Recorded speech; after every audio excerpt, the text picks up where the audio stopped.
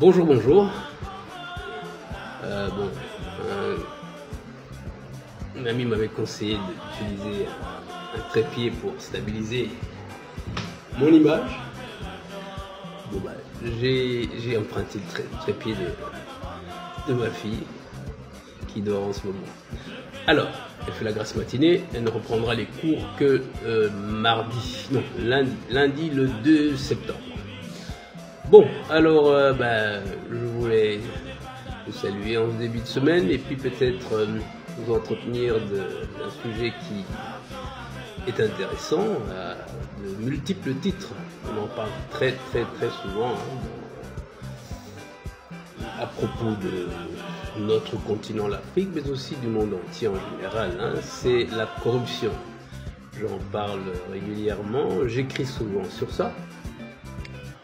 Parce que, bon, évidemment, c'est quelque chose qui handicape le développement de beaucoup de pays, qui pourrit des sociétés, qui les criminalise, en ce sens que l'argent de la corruption a la capacité de transformer une société tout à fait saine en un système criminel corrompu, et qui sert les intérêts de certaines personnes qui n'œuvrent pas pour le bien de cette société, de ces sociétés, de ces pays, de ces nations. Alors, en général, certains pensent que les gens sont corrompus parce qu'ils sont pauvres, parce qu'ils sont mal payés, mais je ne pense pas que ce soit vrai dans les faits. Les personnes pauvres ne sont pas nécessairement corrompues.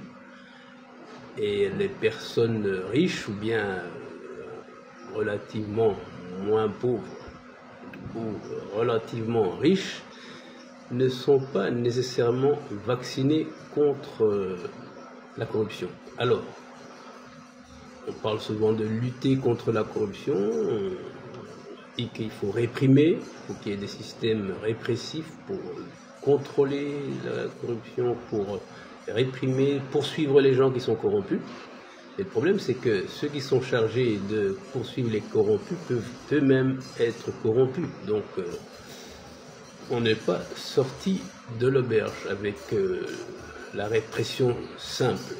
Il faut bien entendu la répression, mais il faut surtout l'éducation. Il faut surtout que les gens apprennent, soit ne veuillent pas vivre au-dessus de leurs moyens. Donc, parce que c'est souvent ça le problème. Quand les gens veulent vivre au-dessus de leurs moyens, il leur faut toujours plus de ressources. C'est-à-dire que les ressources supplémentaires, ça peut être par le vol, ça peut être par l'emprunt qu'on ne rembourse pas, ça peut être par la corruption. Donc là où on travaille, on essaye de faire rémunérer des choses qui ne devraient pas l'être. C'est-à-dire, autrefois j'écrivais sur le contrôle technique et le permis de conduire. Comme la procédure peut être longue et pénible, tout ça, on peut toujours glisser un billet à l'un ou l'autre agent, et comme ça s'accélère, et l'agent a arrondi ses fins de mois ou sa fin de mois. Donc il a un complément sur son salaire.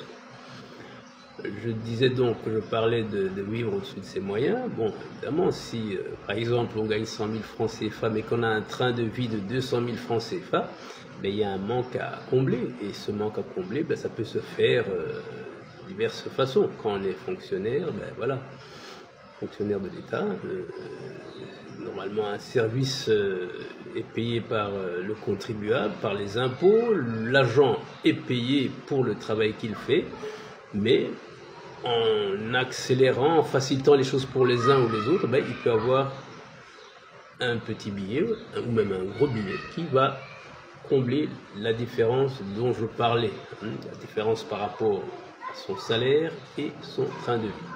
Voilà, donc apprendre aux gens à vivre selon leurs moyens, c'est quelque chose qui se fait évidemment très tôt, à l'école. Ça s'apprend de ne pas vouloir vivre comme un roi alors qu'on ne l'est pas. Voilà, voilà. Donc, ça s'apprend à l'école, ça s'apprend en famille, ça s'apprend dans nos églises, dans nos mosquées, dans nos temples. Ou bon, tout simplement, on dit que on apprend à ce qu'on n'a pas besoin de 4 voitures pour se déplacer à 1 ou 2 ou avec une petite famille. Même, bon, on n'a pas besoin d'accumuler des biens à l'infini, que ce soit des terrains, des immeubles, que sais-je, dans la vie. À la limite, une maison dans laquelle on habite, c'est bon. Alors si on a des maisons dans son propre pays, à l'étranger, en Europe, en Amérique, un peu partout, ben, il faut financer ça. Et si le salaire en lui-même, si les revenus connus, les revenus formels, réguliers, honnêtes, ne suffisent pas, ben voilà, c'est comme ça que certaines personnes sont très tentées de faire du business là où elles travaillent. Comme on dit en Kinyarwanda, de traire la vache dont ils sont le berger. Voilà, voilà. Donc ça c'est la réflexion du jour. Je souhaite une excellente semaine et de ne pas vivre au-dessus de vos moyens. Mais évidemment, il ne faut pas non plus vivre en dessous de ses moyens.